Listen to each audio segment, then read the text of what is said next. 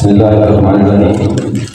ہم اپنے آج کے اس پروگرام کا باقاعدہ آغاز، جو کہ فہم القرآن کلاس کا دوسرا دن ہے، اس کا باقاعدہ آغاز تلاوت کلام الہی سے کرتے ہیں۔ میں مدنی سن برادر حبیب الرحمان سے ایمائیں اور تلاوت کلام الہی سے آج کے پروگرام کا باقاعدہ آغاز کریں۔ اعوذ باللہ من الشیطان الرجیم، بسم اللہ الرحمن الرحیم۔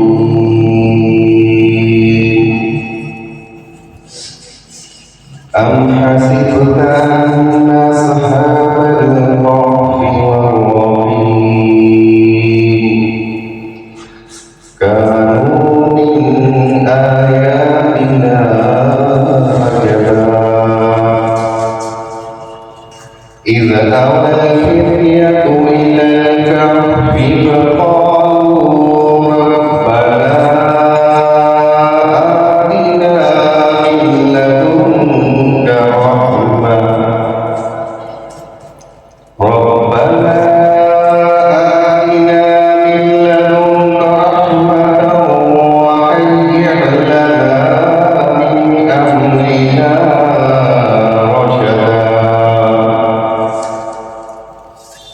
فقالوا ربنا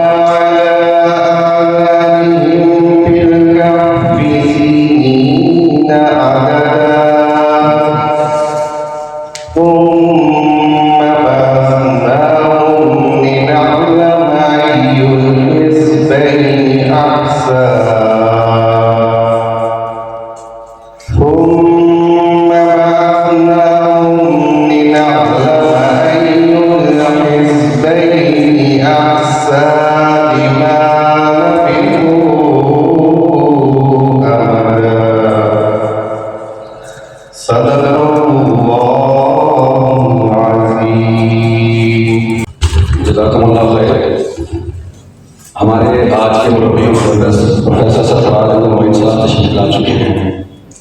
وہ آپ سے سورہ کہف کے موضوع پر مخاطب ہوں گے۔ ہماری آج کی اس مجلس کے اندر فہم القرآن کلاس کے لیے ہم نے موضوع انتخاب کیا تھا، وہ سورہ کہف ہے۔ میں بلا تاخیر ان سے مختصر دعائیں اور اپنے آج کے موضوع کے حوالے سے آپ سے مخاطب ہوں۔ پروفیسر سرفراز معین صاحب پرنسپل رہے ہیں ڈگری کالج کے اندر، اور ایکچولی بطور شعبہ عربی رہے ہیں، اپنی ذمہ داریاں سے انجام دیتے رہے ہیں پروفیسر سرفراز معین صاحب۔ الحمد للہ رب العالمین والعاقبۃ للمتقین، اعوذ باللہ من الشیطان الرجیم، بسم اللہ الرحمن الرحیم۔ رب اشرح لی صدری ویسر لی امری واحلل عقدۃ من لسانی یفقهوا قولی۔ لا الہ الا اللہ وحدہ لا شریک لہ، لہ الملک ولہ الحمد وهو على كل شيء قدير، هو الأول والآخر والظاهر والباطن وهو بكل شيء عليم۔ اللهم صل على محمد وعلى آل محمد كما صليت على إبراهيم وعلى آل إبراهيم إنك حميد مجيد۔ اللهم بارك على محمد وعلى آل محمد كما باركت على إبراهيم وعلى آل إبراهيم إنك حميد مجيد۔ قال الله تبارك وتعالى في القرآن المجيد والفرقان الحميد: شهر رمضان الذي أنزل فيه القرآن بينات من الهدى والفرقان۔ وقال النبي صلى الله تعالى عليه وآله وسلم: لا حسد إلا في اثنين: رجل آتاه الله المال وهو ينفق منه آناء الليل وآناء النهار،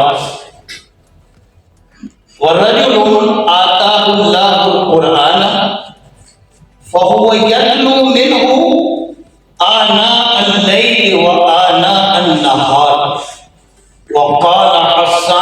ثابت رضی اللہ تعالی عنہ لنا فی کل یوم من معد قتال او سباب او حجاب. عزیزان محترم، آج ہم سورہ الکہف کے مطالعہ کے لیے اور جن موضوعات پر یہ سورہ موجود ہے اس کا احاطہ کرنے کی کوشش کریں گے. یہ تو آپ جانتے ہیں کہ کہف کسے کہتے ہیں؟ کسے کہتے ہیں کہف؟ بالکل درست. کہف کہتے ہیں غار کو. غار دیکھیں، یہ سورہ کہف بڑی اہم سورہ ہے، بڑی اہم سورہ ہے. اس کی جو فضیلت احادیث میں آئی ہے، اگر اس کا حوالہ آپ تھوڑا سا اس میں ہم غور کر لیتے ہیں، پھر اس کے موضوعات کی طرف آئیں گے. نبی کریم علیہ السلام نے ارشاد فرمایا کہ جو شخص یہ سورہ الکہف ہر جمعے کو پڑھے گا تو ایک جمعے کو پڑھے گا، پھر اگلے جمعے کو پڑھے گا، پھر اس سے اگلے جمعے کو پڑھے گا، تو ایک جمعے سے دوسرے جمعے تک اللہ اس کو ایک نور عطا کرے گا. اللہ اس کو ایک نور عطا کرے گا. یہ بھی ارشاد فرمایا کہ جو شخص ہر جمعے کو سورہ الکہف کا مطالعہ کرے گا، تلاوت کافی ہے کہ تلاوت اگر کرے گا تو وہ اپنے زمانے کے فتنوں سے محفوظ رہے گا. اس سے بڑا اور کوئی انعام نہیں ہو سکتا کہ انسان اپنے دور کے فتنوں سے محفوظ رہ جائے. ایک اور روایت میں آتا ہے کہ جو شخص سورہ الکہف کی پہلی 10 آیات یاد کر لیتا ہے اور پھر اس کا مطالعہ کرتا رہتا ہے، اسے اللہ دنیا میں بھی اور آخرت میں بھی نور عطا کرے گا. دنیا کا نور تو ہماری آنکھوں سے اوجھل رہتا ہے، لیکن قیامت میں جو نور عطا ہوگا، یہ آپ جانتے ہیں کہ قیامت کی جو گھڑیاں ہیں، جو انتظار ہے جنت اور دوزخ کے جانے سے پہلے حساب کتاب ہونا ہے انسانوں کا، وہاں ہر انسان کو تقریباً 500 سال دنیا کے اعتبار سے، دنیا کا جو نظام الاوقات ہے اس کے اعتبار سے 500 سال تک حشر کے میدان میں ہر شخص کو 2 فٹ کا ایک ایریا ملے گا جس میں وہ وہاں پر قیام کرے گا ایک طویل عرصے کے لیے. اور عالم یہ ہوگا، گرمی کا عالم یہ ہوگا، روایات میں آتا ہے کہ انسان پسینے سے، گرمی کی وجہ سے اتنا پریشان ہوگا اور اس کا پسینہ آہستہ آہستہ بہہ کر، کسی کا پسینہ، وہ پسینہ اپنے عمل کے لحاظ سے ہوگا، جس نے جو عمل کیا ہے، جو وہ یہاں بیج کے جا رہا ہے، جو کھیتی اس نے بوئی ہے، جو عمل وہ کرتا رہا ہے، ظاہر بھی اور چھپ کے بھی، اللہ کی نگاہ سے تو محفوظ نہیں ہے انسان. اور پھر ثبوت سارے اللہ پیش کر دے گا، تو پھر وہ پسینہ کچھ لوگوں کا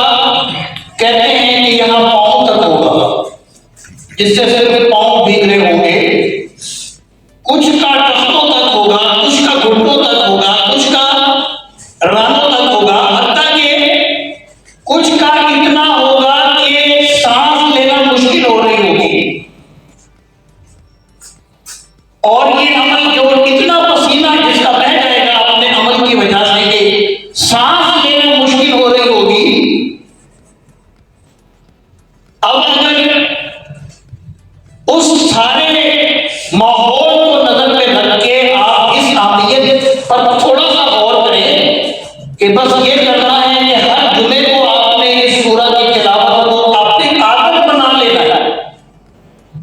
جیسے آپ نماز کو فرض سمجھتے ہیں ویسے یہ بھی فرض کر لیتے ہیں. تو اللہ اس طرح کی ان گھڑیوں میں دنیا میں بھی اللہ نور عطا کرتا ہے, فتنوں سے محفوظ کرتا ہے. کون سے فتنے کس کا آپ ذکر آگے آئے گا انشاءاللہ.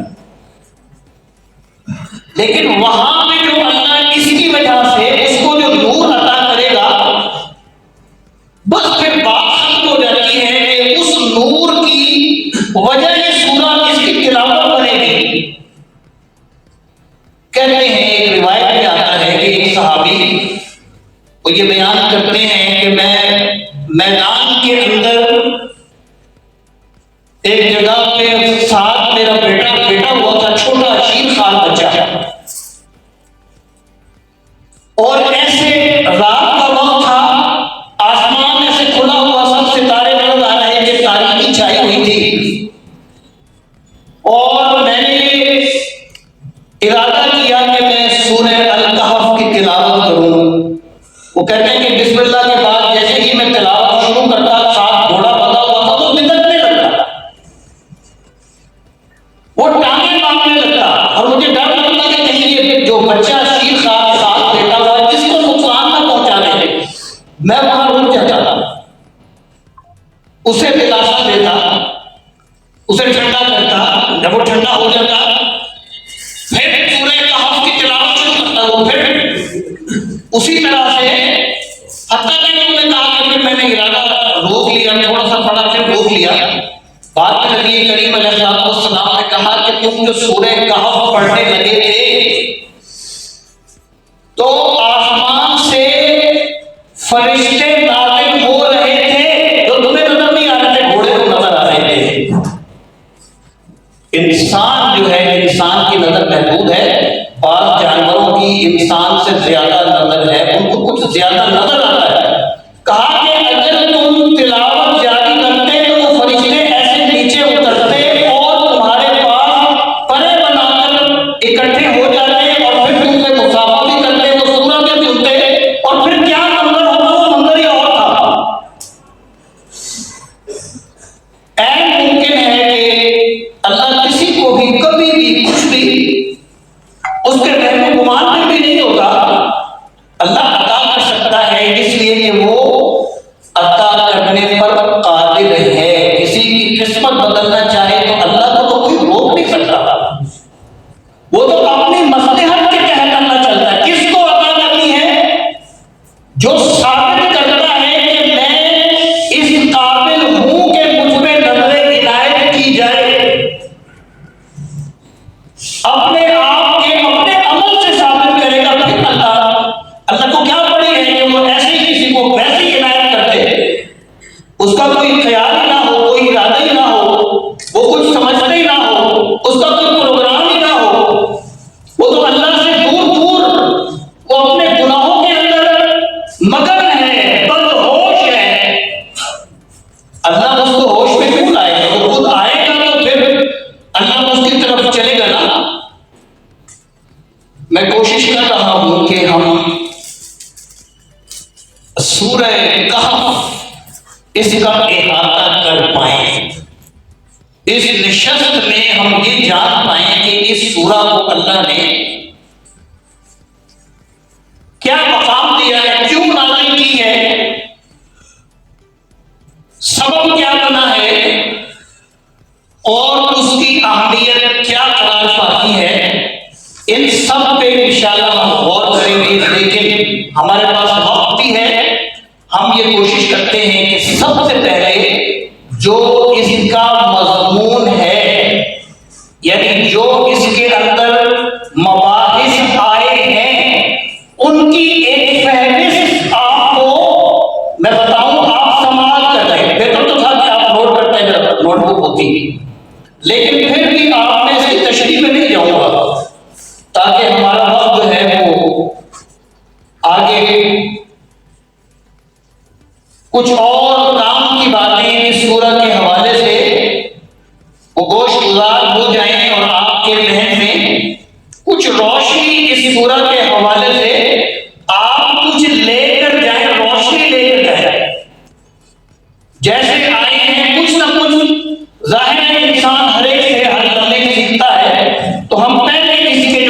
موضوعات ہیں اس کا ایک احاطہ کر لیتے ہیں، گو تھرو کر لیتے ہیں کہ جو مباحث اس میں اللہ نے باندھے ہیں، جو مضامین اس میں باندھے ہیں، اس کا ہم ایک اجمالی جائزہ لے لیں کہ کیا کیا چیزیں اس سورہ میں آئی ہیں، پھر بات اور واضح ہو جائے گی کہ سورہ کی اہمیت کیا ہے اور یہ کیوں نازل ہوئی، اس کے بعد اس کا بھی اشارہ دکھلائے گا۔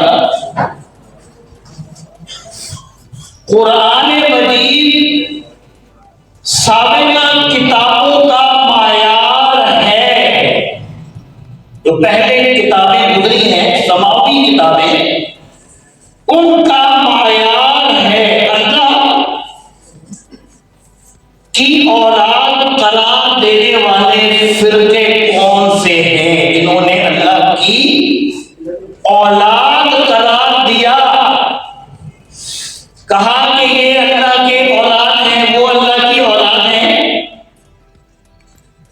آپ کو کفار مکہ کے اسلام نہ لانے کا ملال اور کتنا افسوس تھا، اس کا بھی اس سورہ میں ذکر آیا ہے۔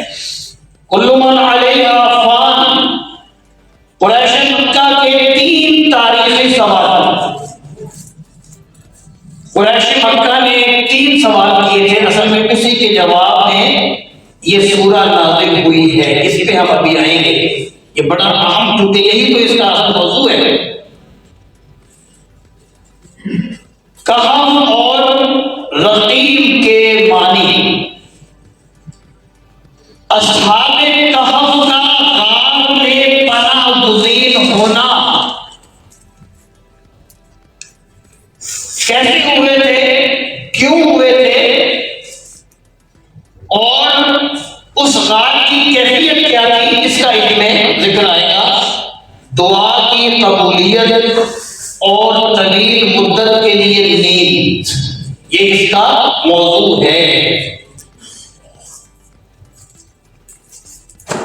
ڈائنا دیوی کے مندر کی شہرت اور شرکیہ رسوم و رواج کا ذکر اس سورہ میں اللہ تعالیٰ نے ارشاد فرمایا ہے۔ غار کا محل وقوع اور ہوا کی آمد و رفت، یہ بھی اس کا ایک اہم موضوع ہے۔ سونے والوں کا پہرا، کتے کی آنکھیں بھی کھلی رہتی تھی، طویل نیند کے بعد بیداری، کھانے کی فکر اور ایک آدمی کو شہر بھیجنا،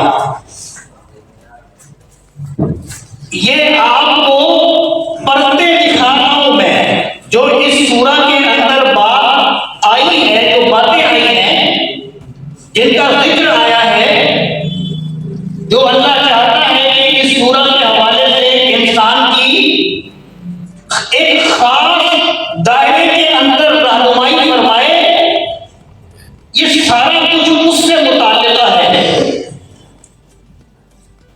طویل نیند کے بعد بیداری، کھانے کی فکر اور ایک آدمی کو شہر بھیجنا، سلطنت کی تبدیلی اور حالات کی سازگاری، ماحول ہی بدل گیا تھا۔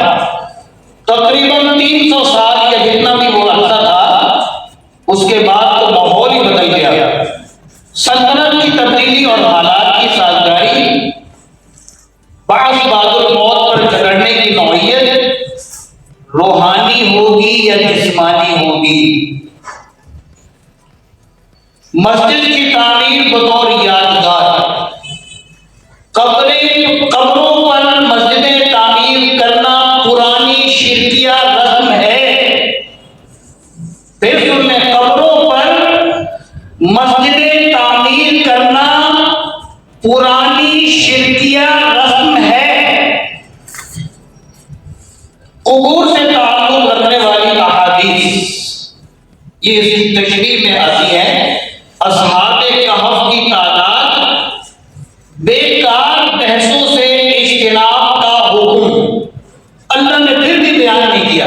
سوال یہ بھی کیا گیا تھا کہ کتنے تھے وہ، تعداد میں، اللہ نے پھر بھی انسان اللہ کو وہی علم عطا کرتا ہے جس کا اس کو فائدہ ہو. محض واقفیت کے لیے اللہ یہ رہنمائی نہیں کہ انسان کچھ چیزوں سے، واقعات سے، کچھ قصص سے، کچھ کہانیوں سے واقف ہو جائے. واقفیت نہیں ہے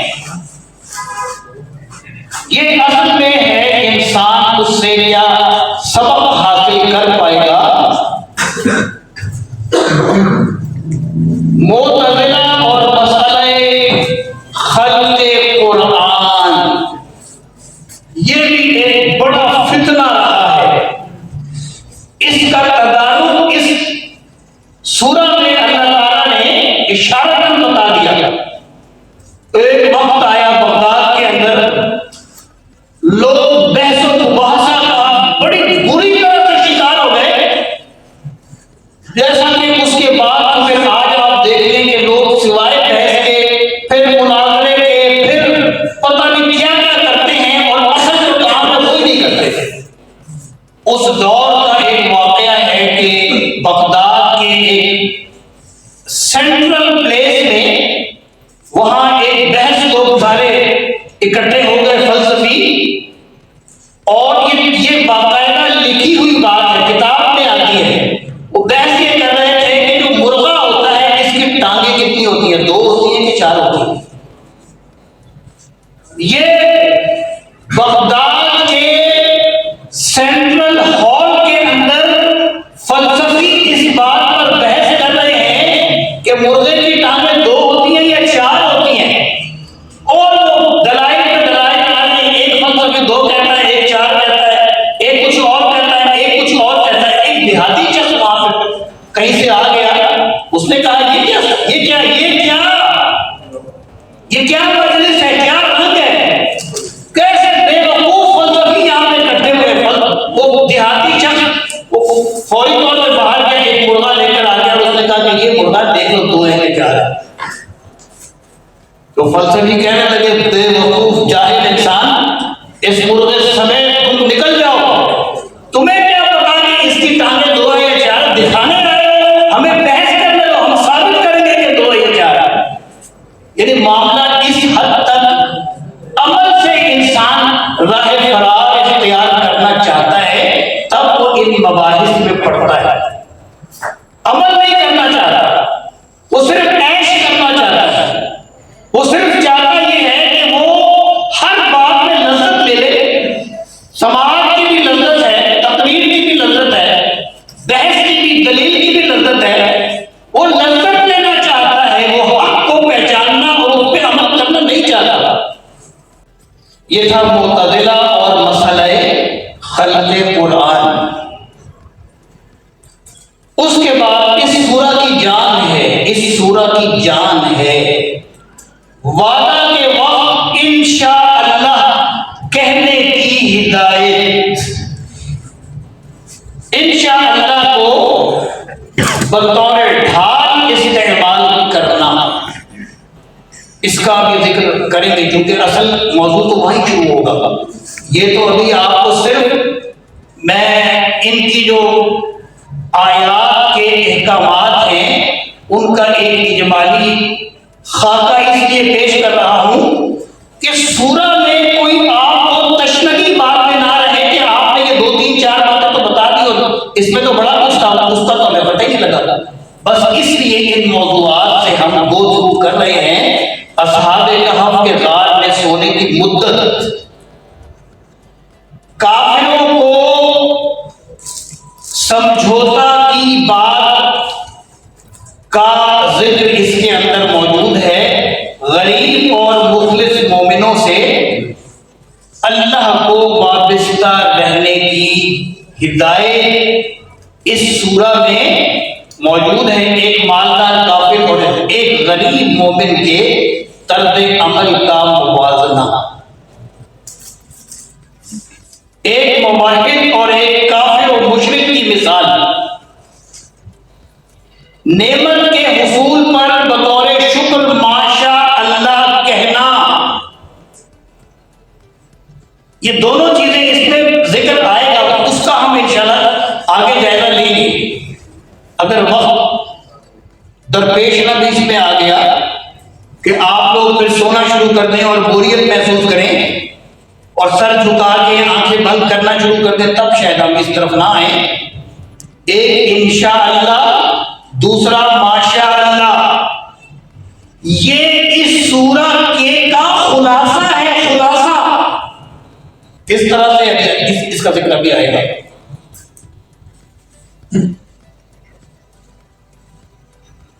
تکبر کی سزا، زندگی کے مراحل، دنیا کی زندگی کی مثال نباتات سے، دنیا کی زندگی میں جو مراحل ہیں اس کی مثال نباتات سے دی گئی ہے۔ انسان بھی نباتات کی طرف، اللہ نے بار بار جگہ جگہ یہ کہا ہے کہ جیسے بارش کے اندر سبزہ اگتا ہے، جیسے بہار میں پھول کھلتے ہیں، یہ انسان کی زندگی بھی اسی طرح سے ہوگی۔ باقیات الصالحات، ننگے بدن حشر، حشر میں ہر انسان برہنہ ہوگا، بالکل برہنہ بدن، اعمال کا بلا کم و کاست اندراج، جو عمل انسان اس دنیا میں کرتا ہے وہ نوٹ ہو رہا ہے۔ بڑا آسان ہو گیا اب تو، سمجھے کہ اس کی ویڈیو بن رہی ہے یا وہ لکھا جا رہا ہے، جس طرح سے بھی اللہ نے اس کا انتظام کیا ہوگا۔ فرشتوں کو سجدہ کا حکم، ابلیس کا انکار، حالانکہ وہ فرشتہ نہیں تھا۔ انسان فطرتاً جھگڑالو واقع ہوا ہے، مشیت الہی کو بہانہ نہ بنانا، مشیت الہی کو بہانہ نہ بنانا۔ عمل سے فارغ ہوا مسلمان، کب عمل سے فارغ ہوتا ہے؟ کہ جب وہ تقدیر کو یہ کہہ لے کہ تقدیر میں لکھا ہوا تھا، پھر میں کرتا کیسے؟ یہ انسان کی غلط فہمی ہے، اس کو اس سورہ میں دور کر دیا گیا ہے۔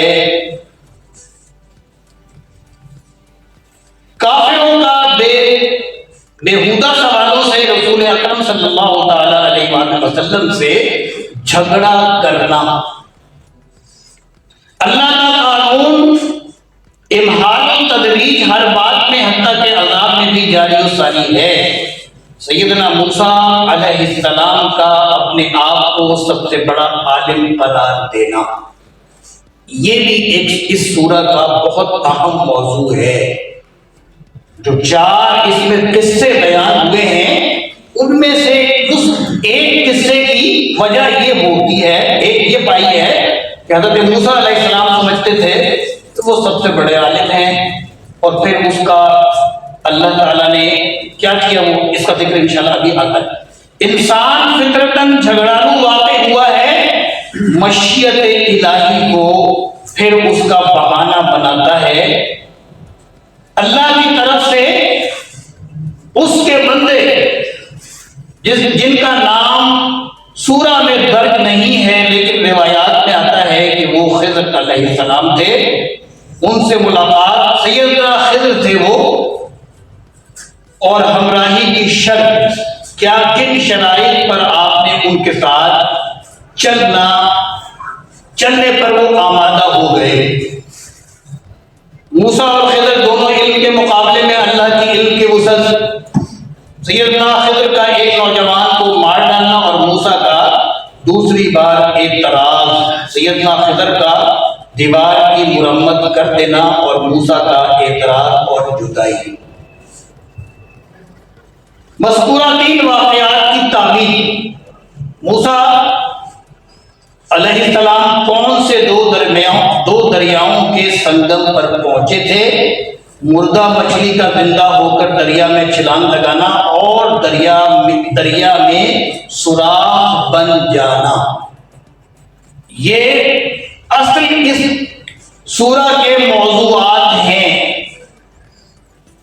سیدنا خضر نے نوجوان لڑکے کو کیوں مارا، بستی والوں کی بے مروتی اور ان پر احسان حضرت خضر نے کس لیے کیا، دنیا کے حوادثات کی ظاہری شکل اور حقیقت کیا ہے۔ اللہ تعالیٰ کی مصلحتیں اللہ ہی بہتر جانتا ہے۔ اللہ کی مصلحتیں جب تک وہ ظاہر نہ ہو جائے اللہ ہی بہتر جانتا ہے، ہر بات کو اللہ ہی بہتر جانتا ہے۔ انسان اس کی تلاش تو کر سکتا ہے لیکن وہ حاصل ہو پائیں گی وہ مصلحت اللہ جانتا ہے۔ انسان کے ساتھ کیا کیا معاملہ اللہ پہ چھوڑ دے گا تو کامیاب ہے، اس خیال سے کہ اللہ ہی اس کی مصلحت جانتا ہے۔ یہ مجھ پر ایک مشکل وقت آ گیا ہے تو اس کو میں اپنی تدبیر سے نہیں، اللہ نے تدبیر، ہر چیز پر راضی پر رضا ہوتا ہے کہ نہیں ہوتا ہے۔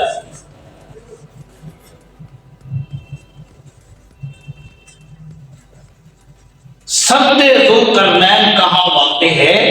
ذوالقرنین کون تھے؟ ذوالقرنین کی پہلی مہم مغرب کی طرف، ذوالقرنین کا مغربی قوم سے سلوک، دوسری مہم مشرق کی طرف، ذوالقرنین کی تیسری مہم شمال کو یاجوج ماجوج کون ہے، سد ذوالقرنین کیا ہے، ذوالقرنین کے خصائل، اس پر اس سورہ میں بحث کی گئی ہے۔ آخرت کا انکار اور حقیقتاً اللہ کا انکار ہے۔ کوئی شخص اللہ کو مانتا ہے آخرت کو نہیں مانتا، جیسا کہ کفار قریش تھے، وہ اللہ کو مانتے تھے آخرت کو نہیں مانتے تھے۔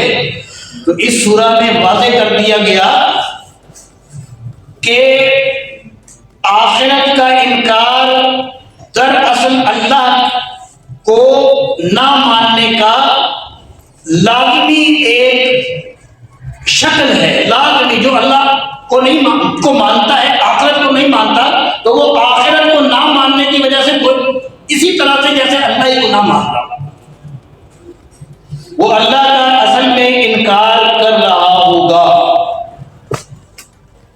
اللہ کے کلمات سے کیا مراد ہے؟ آپ کا صحابہ کرام کے سامنے اپنے بشر ہونے کا کئی بار اعتراف، نبی کریم علیہ الصلوۃ والسلام نے صحابہ کرام کے سامنے اپنے بشر ہونے کا کئی بار اعتراف کیا، اس کا یہاں بھی ذکر ہے۔ آپ کی شان میں افراط و تفرید کا شکار ہونے والے کون سے لوگ ہیں؟ یہ سمجھیں کہ آپ نے اس سورہ کے مباحث کو تقریباً ایک جھلک آپ نے دیکھ لی، اب کام آسان ہو جائے گا کہ آپ اسے کیسے آگے لے کر چلیں گے۔ دور نزول کے کہف کا مطلب تو بتا دیا تھا کہ اس کا مطلب ہے غار، غار کو کہف کہتے ہیں، اور تنگ جگہ کو، جہاں پہ کوئی پہاڑ ہے، پہاڑ کے اندر یا دو پہاڑوں کے درمیان میں کہیں بھی ایسا ایک گوشہ بن جائے جس میں انسان کوئی پناہ لے سکے یا کوئی جانور پناہ لے سکے تو اسے کہتے ہیں غار۔ یہ جو سورہ کہف ہے اصل میں یہ 3 سوالوں کا جواب ہے۔ 3 سوال کیے گئے، بڑی اہم بات ہے، بڑی اہم بات۔ کفار مکہ نے، کفار قریش نے نبی کریم علیہ السلام نصرانیوں سے فیڈ اپ ہوئے، وہاں سے نصرانیوں نے ان سے کہا کہ آپ یہ سوال کریں۔ یہ فتنہ و فساد کی جڑیں ہوتی ہیں، کچھ لوگ چاہتے ہیں اس سوال کر کے پریشان کریں یا کوئی ایسا سوال کریں کہ جس کا شاید جواب نہ آ سکے۔ تو نصرانیوں نے کہا، پیغام بھیج دیا کہ تم اس نبی سے 3 سوال کرو، اگر ان 3 سوالوں کے ان کے پاس جواب ہوئے تو پھر سمجھنا کہ شاید یہ نبی ہیں، لیکن اگر 3 سوالوں کے جواب نہ ہوئے اور ہمیں یقین ہے کہ نہیں ہوں گے تو پھر سمجھ لینا کہ ساری بات جو ہے، وہ سارا سلسلہ جو ہے اس کی کوئی حقیقت نہیں ہے، یہ جھوٹ پر مبنی ہے۔ ایک دفعہ آ گئے مجمع کے سامنے، نبی کریم علیہ الصلوۃ والسلام کو مخاطب کر کے کہنے لگے 3 سوال ان کے جواب چاہیے۔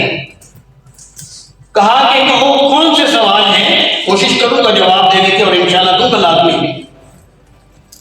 انہوں نے کہا کہ پہلا سوال ہمارا یہ ہے کہ اصحاب کہف کون لوگ تھے، ان کی تعداد کیا تھی، اور ان کی حقیقت کیا ہے، وہ کہیں تھے بھی یا نہیں تھے۔ پہلا سوال اصحاب کہف کے حوالے سے۔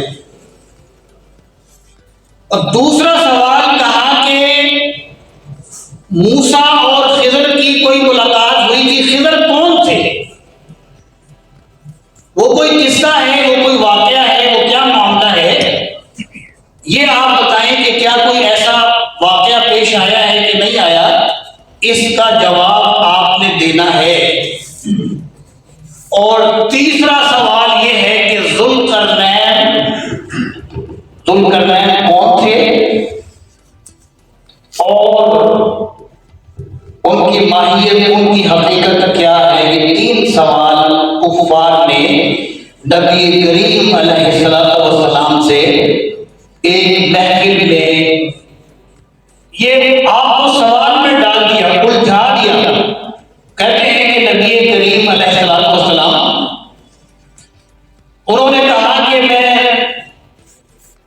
اللہ سے رہنمائی حاصل کروں گا اور مجھے یقین ہے کہ اللہ مجھے بتا دے گا کہ یہ 3 جو سوال کیے ہیں ان کے جواب کیا ہیں۔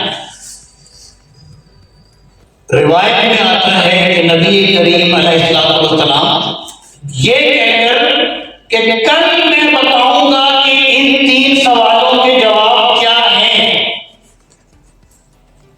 اور پھر اللہ سے کہا کہ اللہ یہ 3 سوال ہوئے ہیں، اور ان سوالوں کی بنیاد پہ انہوں نے کہا ہے کہ اگر جواب دے دیے تو ہم مان لیں گے کہ آپ کے پاس کوئی سچ کا پہلو موجود ہے، اور اگر آپ سوالوں کے جواب نہ دے پائے تو اس کا مطلب یہ ہوگا کہ آپ کی باتیں صحیح اور درست نہیں ہیں۔ ایک دن گزر گیا، جواب اللہ کی طرف سے نہیں آیا۔ 2 دن گزر گئے، 4 دن گزر گئے، 6 دن گزر گئے۔ کفار ارادہ کر رہے ہیں کہ سوالوں کے آپ جواب کیوں نہیں دیتے؟ کہتے ہیں کہ اللہ ابھی مجھے کوئی راہ نہیں دکھا رہا، جلدی دکھائے گا، جب دکھائے گا تو میں یقیناً بتاؤں گا۔ تو روایات میں آتا ہے کہ 10 12 دن 14 دن گزر گئے اور کوئی جواب نہیں آ رہا۔ آپ بھی پریشان ہو گئے کہ کیا معاملہ ہوا ہے، کیوں اللہ جواب نہیں دیتا، کیا معاملہ ہو گیا۔ اللہ تو ہر معاملے میں میری رہنمائی کرتا ہی کرتا ہے، اس میں بھی کرے گا، لیکن ہوا کیا ہے، کیوں جواب نہیں آ رہا۔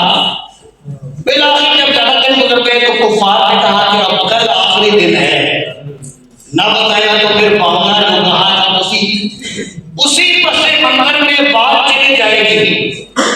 اب اللہ نے کہا کہ اے اللہ کے نبی، آپ نے جب ان سے یہ کہا تھا کہ کل میں اس کا جواب دوں گا تو ساتھ انشاءاللہ نہیں کہا تھا، اس کی وجہ سے یہ 10 12 دن ہوئے ہیں۔ اللہ کا نبی انشاءاللہ نہ کہے، جان کے تو نہیں کہا، نہیں بولے ہوں گے نا۔ اللہ نے کوئی ہدایت کا اس میں سامان رکھنا ہوگا نا، اللہ نے کوئی بات سمجھانی ہوگی، امت کو بھی بتانا ہوگا کہ انشاءاللہ کہنا کتنا ضروری ہے۔ ایک روایت میں آتا ہے حضرت سلیمان علیہ السلام کے حوالے سے، نبی کریم علیہ السلام نے ایک حدیث میں کہا کہ حضرت سلیمان علیہ السلام مختلف روایات میں 70 سے لے کے 90 اور 100 تک ان کی بیویاں تھیں۔ یہ روایت میں آتا ہے کہ اس روایت میں اس طرح سے ذکر آتا ہے کہ حضرت سلیمان علیہ السلام نے ایک دن یہ ارادہ کیا، اس کا اظہار کیا کہ میں اپنی ہر بیوی کے پاس جاؤں گا ایک ہی رات میں، اور ہر بیوی سے ایک بچہ ہوگا، اور اس کو میں جہاد کے لیے ایک ٹیم تیار کروں گا، لیکن انشاءاللہ نہیں کہا. اب آپ نے وہ عمل سارا کیا سوائے ایک کہ کسی کا بچہ ہی نہیں ہوا. نبی کریم علیہ السلام نے کہا کہ اگر حضرت سلیمان علیہ السلام اس ارادے کو ظاہر کرتے ہوئے انشاءاللہ کہہ دیتے تو جیسا ارادہ کیا تھا ویسا ہی ہو جانا تھا. ہم تو کوئی اس کو اہمیت نہیں دیتے نا, ہم نہیں سمجھتے کہ انشاءاللہ کہنا کہ کوئی ضروری ہے, کہہ دیا تو کہہ دیا, نہیں کہا تو نہ کہا. یہ الفاظ جو ہمیں سکھائے جاتے ہیں, یہ دعائیں جو ہمیں بتائی جاتی ہیں, یہ چیزیں جو ہمیں نبی کریم علیہ السلام کے ذریعے سے, صحابہ کے ذریعے سے, پھر قرآن میں اللہ کی ہدایات کے ذریعے سے اللہ نے کہا ہے کہ دو کام بھی کرو. اس سورہ کے حوالے سے ظاہر ہے کہ انشاءاللہ نہیں کہا نبی آخر الزمان نے, تو بعد وہ 10 دن 11 دن 12 دن یا 14 دن جتنے بھی تھے وہ مختلف روایات کے حوالے سے وہ اس کو بڑھا دیا گیا اور کہا گیا کہ اس لیے جواب نہیں دیا گیا کہ آپ نے پہلے دن جب یہ کہا کہ کل میں جواب دوں گا تو آپ نے یہ نہیں سوچا کہ مجھے انشاءاللہ بھی کہنا چاہیے تھا. اس کا مطلب یہ ہے کہ انسان یہ بات بالکل پلے سے باندھ لے, پلے سے باندھ لے کہ وہ جب بھی کسی بات کے ارادے کا اظہار کرے یا ارادہ کرنے لگے تو لازماً یہ کہے کہ کل میں یہ کام کروں گا انشاءاللہ تعالی. اگر انشاءاللہ نہیں کہے گا تو پھر اس میں تاخیر بھی ہو سکتی ہے اور عین ممکن ہے کہ اللہ اس کام میں کوئی ایسی خرابی پیدا کر دے کہ وہ کام ہو بھی اور نہ ہونے کی طرح ہو جائے. تو اس لیے لازم ہے انسانوں پر کہ وہ جب بھی کوئی بات کہیں تو ساتھ انشاءاللہ ضرور کہے. اچھا, دوسری بات ماشاءاللہ. ماشاءاللہ نہ کہو گے تو پھر ایسی نظر لگ سکتی ہے. وہ ایک شخص تھا بنی اسرائیل میں, اس کا ایک باغ بڑا خوبصورت تھا, کھجوریں بھی تھی, اس میں زیتون بھی تھا, تین بھی تھا, اس میں انگور کے گچھے بھی تھے, اس میں رمان بھی تھا, انار, سرخ و سفید انار, یعنی چھلکے اس کے سفید اور دانے اس کے سرخ رنگ کے, بڑا خوبصورت اور زبردست. کہتے ہیں کہ اس نے جب وہ تیار ہو گیا باغ اور اس کی بہار نظر آنے لگی اور سارے پھل تو پک کے تیار ہو گیا, دل باغ دیکھ کر سوچ کر ہی اس میں ایک نشہ سا چھانے لگتا تھا. وہ جب اس باغ میں داخل ہونے لگا تو اس کو یاد بھی کرایا گیا, لیکن اس نے ماشاءاللہ نہیں کہا. اس نے ماشاءاللہ نہیں, اس نے کہا ہی نہیں. جب ماشاءاللہ نہیں کہا تو وہ تو جا کے سو گیا. صبح اٹھ کے جب باغ میں آیا تو دیکھا باغ تو خاکستر ہے, جل کر راکھ بن چکا ہے. نظر بد اس کے اتارنے کا بھی یہ بہت ایک نسخہ کارگر ہے کہ انسان کوئی اچھی بات ہو اس پر ماشاءاللہ کہہ دے تو پھر وہ نظر بد سے بچ سکتا ہے. اور کہتے ہیں کہ انشاءاللہ کہنا اور ماشاءاللہ کہنا, اگر انسان موقع پر بھول جاتا ہے تو جب یاد آئے اس وقت ماشاءاللہ بھی کہے اور لا حول ولا قوت الا باللہ بھی کہے.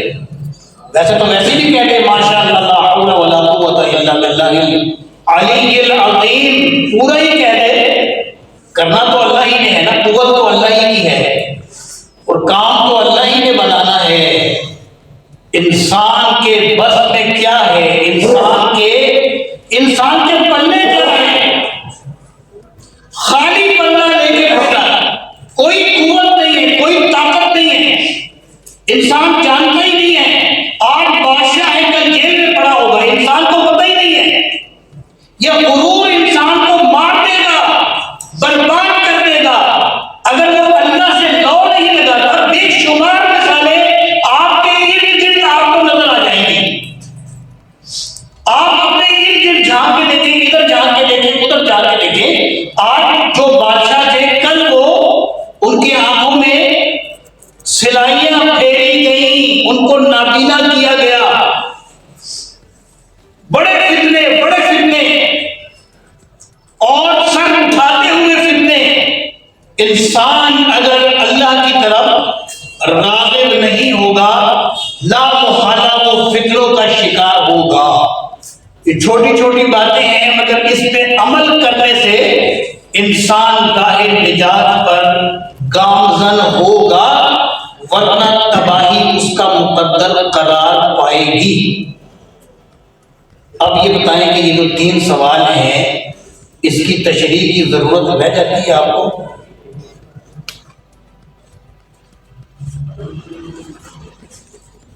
کہ ہم بات کو کہیں سمیٹ لیں. میرا خیال ہے آپ کو ویسے پتہ ہی ہے کہاں پر حضرت موسیٰ علیہ السلام جو تھے نا, ان میں جسمانی طاقت بھی آپ کو پتا ہے کہ قبطی کو ایک تھپڑ مارا تو وہ موت سے ہمکنار ہو گیا. حضرت موسیٰ علیہ السلام کے علاوہ ازل سے ابد تک شاید ہی کوئی اور شخص ہوگا جس کے ایک تھپڑ مارنے سے موت واقع ہو جائے. کبھی سنا آپ نے کہ تھپڑ مارا اور انسان مر گیا, دوسرا انسان مر ہی گیا؟ ایک تھپڑ پر اتنی طاقت, اتنی قوت. اور علم ایسا اللہ نے عطا کیا کہ زمانے بھر کا سارا منبع اس کے اندر. حضرت موسیٰ علیہ السلام علم کا ایک خزانہ بن گئے. حضرت موسیٰ علیہ السلام نے ایک مرتبہ اللہ تعالیٰ سے کہنے لگے, حضرت موسیٰ علیہ السلام کہ اے اللہ, تو نے مجھے اتنا علم عطا کیا ہے, یہ تیری عطا ہے, یہ تیرا مجھ پہ احسان ہے, میں اس کو مانتا ہوں. جتنا بھی علم اور جتنی بھی قوت اور جتنی بھی طاقت تو نے مجھے عطا کی ہے, یہ تیری ذات کے سوا کوئی اور عطا نہیں کر سکتا, اور مجھے اس پر کوئی گھمنڈ نہیں ہے. میں اتنا ہی عاجز بندہ تیرا بنوں گا, اتنا ہی تیرے آگے بچھوں گا, اتنا ہی سجدہ ریز ہوں گا.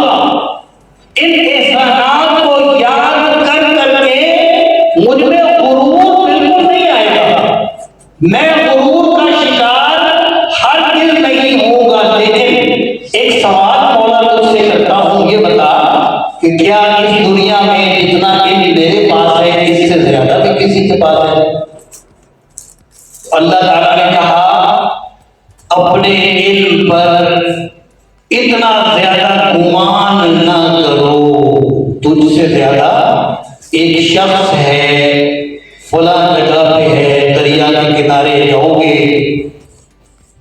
تو پھر ایک جگہ آئے گی, وہاں پہ وہ شخص تمہیں مل سکتا. کہا کہ اس سے ملنا چاہتا ہوں, کوئی علم کا آپس میں ہم تبادلہ کر لیں گے, کوئی بات اس سے میں سیکھ جاؤں گا, جتنا میرے پاس علم ہے اس میں اور بھی برکت ہو جائے گی, اور بھی اضافہ ہو جائے گا, اور بھی کچھ مجھے حاصل ہو جائے گا. تو اللہ نے بتا دیا کہ اس طرح سے کرنا ہے.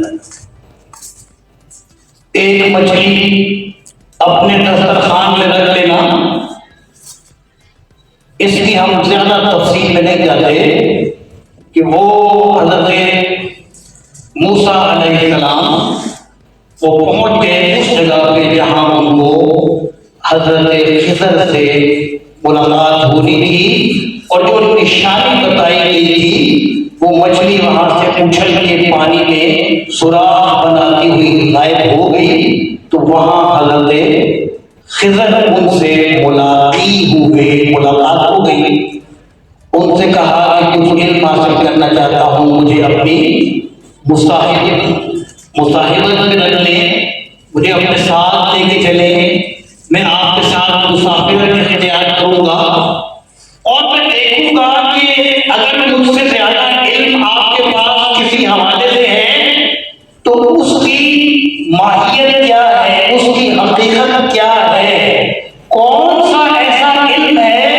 کہ جو مجھ سے بھی زیادہ آپ کو علم کا گہوارہ بناتا ہے، انہوں نے کہا صبر نہیں کر سکو گے، علم تو بتا دوں گا لیکن شاید تمہیں صبر نہ آئے، اور آ بھی نہیں سکتا کہ جب کسی بات کی اصل کو انسان نہ سمجھتا ہو تو پھر وہ دلیل مانگتا ہے کہ یہ کام تم نے اس طرح سے کیوں کیا۔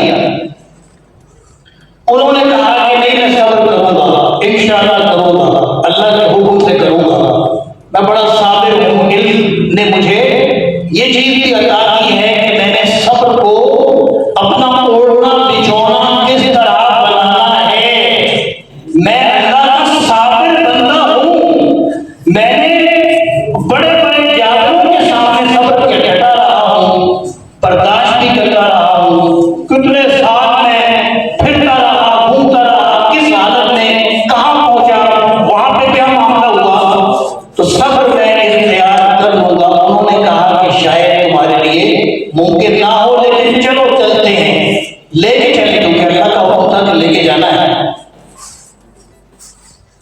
کتنا وقت ہو گیا ہے احمد صاحب؟ پونے گیا پونے گھر کا مطلب تقریباً گھنٹہ ہو ہی گیا ہے۔ اچھا، یہ آپ جانتے ہیں کہ پہلے ایک کشتی نے سوراخ کر دیا، کہا کہ یہ عجیب بات یہ ہے کہ کشتی میں چلتے چلتے، یہ تو شرارت ہے، شرارت عمل نہیں ہے، اس میں کون سا علم ہے؟ کشتی میں سوراخ کر دیا، کشتی ڈوب جائے گی، اگر لے کے گئے کشتی ناکارہ ہو جائے گی، یہ آپ نے کیا کیا؟ کہا کہ کہا نہیں تھا کہ صبر نہیں کر سکو گے، کہا کہ کروں گا، اس کی ابھی حقیقت جاننے کا بھی کوئی مطالبہ نہیں کرتا۔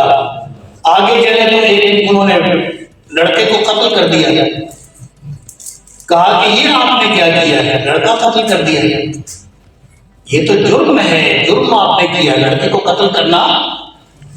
پھر دلیل مانگی کہ یہ کیا، آپ نے کہا کہ صبر نہیں نہ کہا کر سکو گے، نہیں نہ کیا تم نے۔ انہوں نے کہا کہ اچھا ٹھیک ہے، اگر آپ میں نے کوئی ایسی بات کی تو پھر وہ آخر ہوگی۔ آگے چل پڑے، ایک وادی میں پہنچے اور وہاں وادی میں دونوں بھوکے تھے، کوئی پناہ نہیں دے رہا تھا، کسی نے کھانا نہیں پوچھا، کسی نے مہمان نوازی نہیں کی، اور برا سلوک ان کے ساتھ کیا۔ اب انہیں اس وادی سے نکل کے آگے جانا تھا تو ایک جگہ حضرت موسیٰ علیہ السلام نے دیکھا کہ خضر جو ہیں ایک ٹوٹی ہوئی دیوار ہے، اس کی تعمیر میں لگ گئے ہیں۔ کہا کہ یہ عجیب بات ہے، اس وادی کے لوگوں نے جو سلوک کیا سو کیا، جو اہانت کی سو کی، اس کا بدلہ یہ تو نہیں بنتا کہ آپ ان کی دیواروں کو تعمیر کرنے لگ جائیں، آپ ان پہ وہ آپ کے ساتھ اس طرح کا سلوک کریں اور آپ ان کے ساتھ بالکل اور ہی معاملہ کرنے لگ جائیں۔ کہا کہ اب یہ بالکل بات ختم ہو گئی، اس سے آگے جاؤں گا نہیں۔ تینوں کی وجہ بتا دی وہاں پر کہ کشتی میں سوراخ اس لیے کیا تھا کہ ایک بادشاہ کشتیاں قبضے میں لے رہا تھا، کشتیاں پکڑ رہا تھا، اور یہ کشتی ایک بچے کی تھی، معصوم بچے کی، جس کو اپنے رزق کی تلاش میں اس کشتی کے علاوہ اور کوئی اس کے پاس سہارا نہیں تھا، لہذا میں نے اسے قید دار بنا دیا تاکہ بادشاہ ان پہ قبضہ نہ کر سکے، اور اس کے چلے جانے کے بعد یہ سوراخ کو بند کر دے اور اپنا رزق تلاش کرے۔ اس حکمت کے تحت وہ کشتی میں سوراخ کیا گیا، بچہ قتل کیا، اس لیے کہ اللہ کے حکم سے یہ مجھے بتایا گیا تھا کہ یہ بچہ بڑا ہو کر والدین کا درد سر بن جائے گا اور ان کو سکھ کا سانس نہیں آنے دے گا، ان کی زندگی حرام کر دے گا یہ بچہ، اس لیے قتل کر دیا کہ نہ رہے بانس نہ بجے بانسری کے، یہ بات میں رہی نہیں، قتل کر دو، والدین تو سکھی ہوں گے، انسان نہیں جانتا کیا حکمت کس کام میں، کس عمل میں اللہ نے اس کے لیے رکھی ہے۔ وہ جلد باز ہے، وہ ہر چیز کا مثبت جواب چاہتا ہے، وہ وقتی فائدے پر زور دیتا ہے، حالانکہ اللہ کے ہاں جو اس کے لیے موجود ہے وہ اس کی سوچ سے زیادہ بہتر ہو سکتا ہے۔ اس کے ساتھ جو اصحاب کہف کا معاملہ ہے وہ آپ نے بارہا اچھی طرح سے سنا ہوگا کہ کچھ یہ نوجوان تھے اور ایک ایسی آبادی میں رہتے تھے جہاں بادشاہ نصرانیوں کو تنگ کرتا تھا۔ اختصار کے ساتھ نہیں سن لیں، 5 منٹ اوپر بھی ہو گئے تو کوئی اتنا بہت زیادہ مذائقہ نہیں ہوگا، اگرچہ آپ کو پتا ہے پھر بھی آپ تھوڑا سا اس پر جو اس کو میں کنکلوڈ کروں گا وہاں تک پہنچنے کے لیے اشارہ کچھ باتیں جاننا ضروری قرار پاتا ہے میری نظر میں۔ تو وہاں پہ بادشاہ بڑا سخت تھا، وہ کہتا تھا کہ نہیں، توحید کی طرف نہیں آنا اور نصرانی تعلیمات پر عمل کرنے سے لوگوں کو جبرن روک رہا تھا۔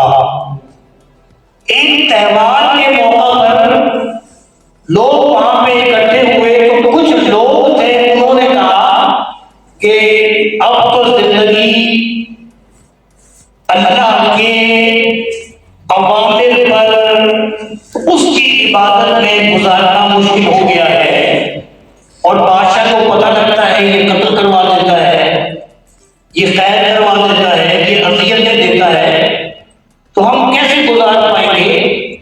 کہتے ہیں کہ یہ 7 لوگ یا 9 لوگ یا پتہ نہیں کتنے لوگ، اللہ نے واضح نہیں کیا، یہ اس میلے پر اکٹھے ہوئے اور انہوں نے کہا کہ ایسا کرتے ہیں کہ شہر چھوڑ کے کہیں چلے جاتے ہیں، کہیں دور نکل جاتے ہیں، پھر اللہ خود ہی ہمارا نگہبان ہے، اللہ کی خاطر چھوڑ رہے ہیں تو اللہ ہمیں نہیں چھوڑے گا۔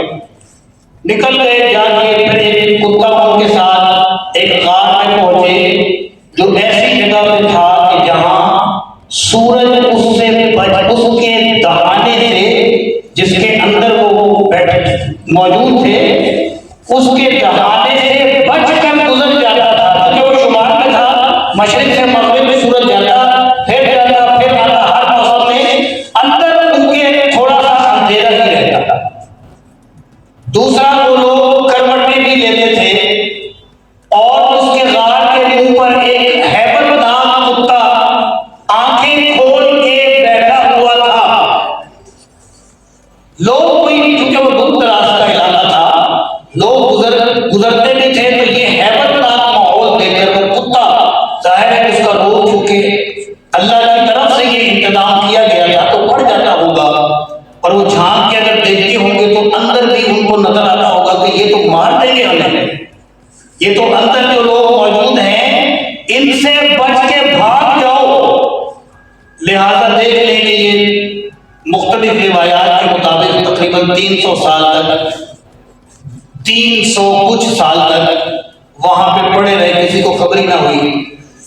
اور دیکھیں اللہ نے کیا کیا، یہ 3 سوال انہوں نے کیے تھے نا، اللہ نے ان تینوں کے جواب بھی دیے اور ان تینوں سوالوں کو مکہ کے حالات جو بن گئے تھے ان کے ساتھ بھی جوڑ دیا، ان کے ساتھ بھی جوڑ۔ اللہ تعالیٰ جو کام بھی کرتا ہے نا، بڑی اس پہ حکمت ہوتی ہے، ہر کام میں اللہ کی کوئی نہ کوئی حکمت ہوتی ہے۔ اب 300 سال تک یہ پڑے ہوئے ہیں، پیچھے انقلاب آ گیا اور وہی جس کو یہ مانتے تھے اسی طرح کے نظریات کے لوگ آ گئے کہ 300 سال کے بعد بیدار ہوئے، انہوں نے ایک دوسرے سے پوچھا کتنے سوئے ہو گئے، کتنا وقت گزار دیا نیند میں، یومن او بعد یوم، کتنے سوئے، کچھ بھی نہیں۔ کہا کہ بھوک بڑی لگی ہے، ایک شخص کو بھیج دیتے ہیں، یہ آپ جانتے ہیں کہ جب وہ وہاں پہ پہنچا اس کا لباس دیکھ کے لوگ حیران ہو گئے۔ آج سے 300 سال پہلے جو آج اپنے آپ پہ غور کر لیں کہ آج سے 300 سال پہلے جو جس طرح کا لوگ لباس پہنتے ہوں گے، اس لباس کو پہن کے کوئی آپ کے سامنے آ جائے تو آپ بھی حیران ہو جائیں گے۔ جو ہم لباس پہنتے ہیں یہ اور طرح کا لباس ہے، اس طرح کا لباس تو نہیں ہے۔ تو وہ لباس دیکھ کر ہی حیران تھے کہ ہوا کیا ہے۔ اس نے کھانا طلب کیا، جب کھانا دیا تو اس نے ایک سکہ نکالا اور کہا کہ یہ اس کی قیمت رکھ لو۔ اس نے کہا کہ یہ پاگل تو نہیں ہے کہ کون سا سکہ لے کر آیا ہے؟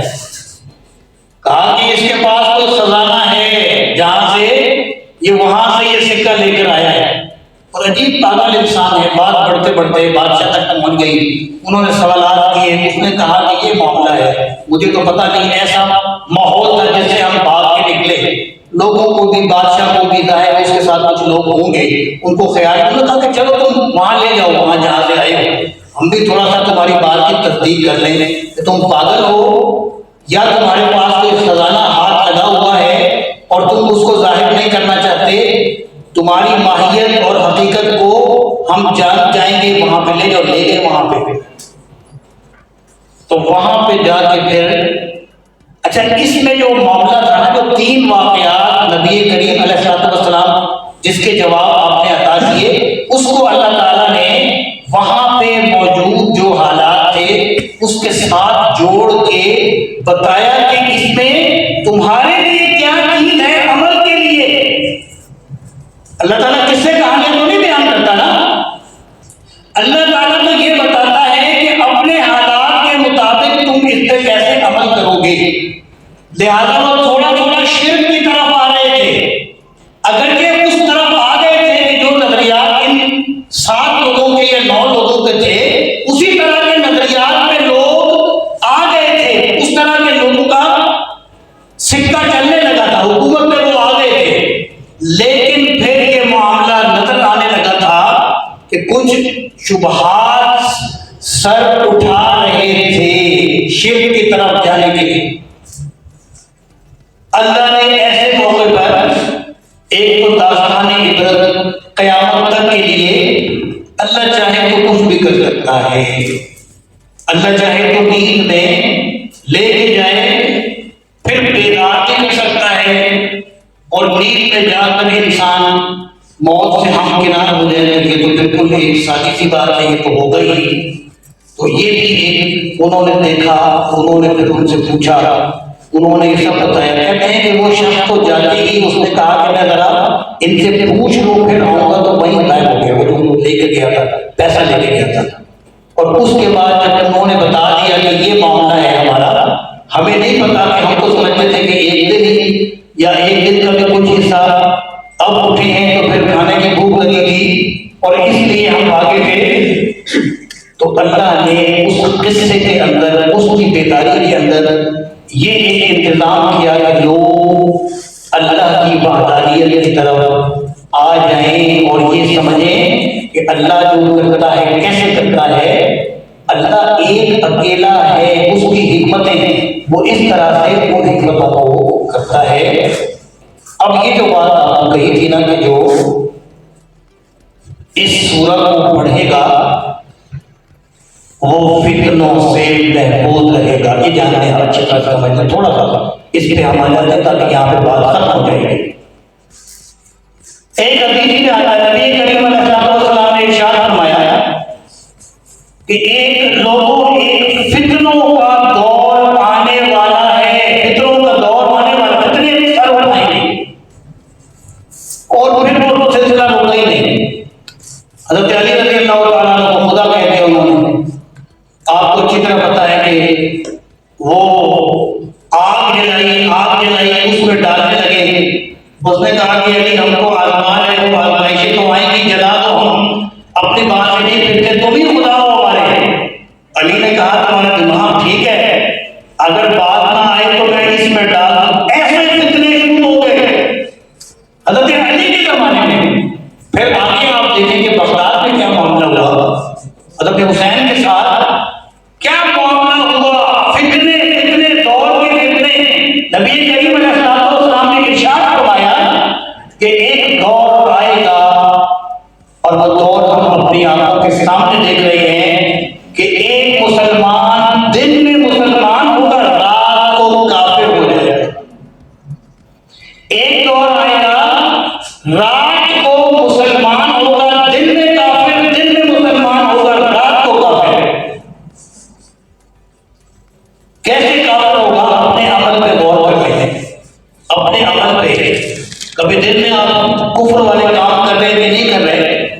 یا عوام جو ہے وہ کفر والے عملوں کو کیسے کیسے سیاہ گناہ ہیں جو انسان سے سرزد ہوتے ہیں، دل میں کچھ کرتا ہے، دل میں اچھی محفلوں میں چلا جاتا ہے، دل کے اندر بڑے اچھے خیالات ہوتے ہیں، اپنی جگہ پہ جہاں گیا ہے وہاں اس طرح سے رہنا ہوتا ہے، لیکن رات ہوتے ہی اس کے تیور بدل جاتے ہیں اور اس پہ منحوس شیطان اس طرح سے سوار ہو جاتا ہے کہ پھر وہ اپنی مرضی اس پہ چلاتا ہے۔ فتنے کے دور آئیں گے، فتنے آئیں گے، اس میں کرنا کیا ہے؟ آپ نے یہ ارشاد فرمایا کہ جو شخص کھڑا ہے، بیٹھا ہوا شخص اس سے بہتر ہوگا، جو شخص چل رہا ہے کھڑا ہوا شخص اس سے بہتر ہوگا، جو شخص بیٹھا ہوا ہے لیٹنے والا اس سے بہتر ہوگا۔ یعنی جب ایسے فتنے آئیں تو انسان یہ رویہ اختیار کرے، پھر وہ کہیں پناہ گزین ہو، اس طرح سے ان فتنوں میں دیکھیں یہ سورہ فتنوں سے بھی بچاتی ہے۔ اس سورہ کو اگر آپ ہر جگہ پڑھیں گے تو ان فتنوں سے محفوظ رہیں گے، اور روشنی تو اللہ عطا کرنے کا وعدہ کرتا ہی ہے، حتیٰ کہ یہ کہا کہ اگر اس دور میں کہ جب دجال نازل ہوگا تو جو شخص اس سورہ کی تلاوت ہر جمعے کر رہا ہوگا اور اس جمعے سے آگے جمعے پر اگلے جمعے وہ دجال کے فتنے کو سمجھ لے گا اور اس میں مبتلا نہیں ہوگا۔ کب آ جائے کسے پتا؟ کون سا دجال کہاں کس گھاٹ میں بیٹھا ہوا ہے، کب وہ آپ پہ حملہ کرے گا، کیسے کرے گا، آپ نہیں جانتے۔ آپ کے لیے بڑا آسان عمل ہے کہ آپ ہر جمعے کو اس کی تلاوت کریں، اللہ نے آپ کو وعدہ کیا ہے کہ وہ آخرت میں بھی نور عطا کرے گا، یہاں بھی نور عطا کرے گا اور فتنوں سے بچا کے رکھے گا۔ اللہ سے دعا ہے وہ بات کو سمجھنے کی اور اس پہ عمل کے لیے اللہ سے دستے سوال ہاتھ اٹھانے، توفیق مانگنے کی مسلسل اس کے اندر ایک جذبہ بیدار رہے۔ وآخر دعوانا ان الحمد للہ رب العالمین۔ بسم اللہ الرحمن الرحیم۔ السلام علیکم ناظرین، میں ہوں آپ کا میزبان ذوالفقار شواح حق، آپ دیکھ رہے ہیں گلستان نیوز قصور۔ میں اس وقت جامع مسجد دارالایمان بلدیہ چوک قصور میں موجود ہوں، جہاں پر جماعت اسلامی قصور کے زیر اہتمام فہم القرآن 7 روزہ کلاس کا اہتمام کیا جا رہا ہے۔ آج دوسرا روز تھا فہم القرآن کے حوالے سے۔ سابق پرنسپل گورنمنٹ ڈگری اسلامیہ کالج قصور پروفیسر سرفراز معین صاحب نے بڑے تفصیلاً سورہ الکاف کے حوالے سے اہمیت اور فضیلت بیان کی۔ امید ہے کہ آپ کو میرا یہ پروگرام ضرور پسند آئے ہوگا۔ میرے چینل کو سبسکرائب اور لائک کرنا نہ بھولے گا، اپنی بہت سی دعا میں یاد رکھیے گا۔ اللہ حافظ۔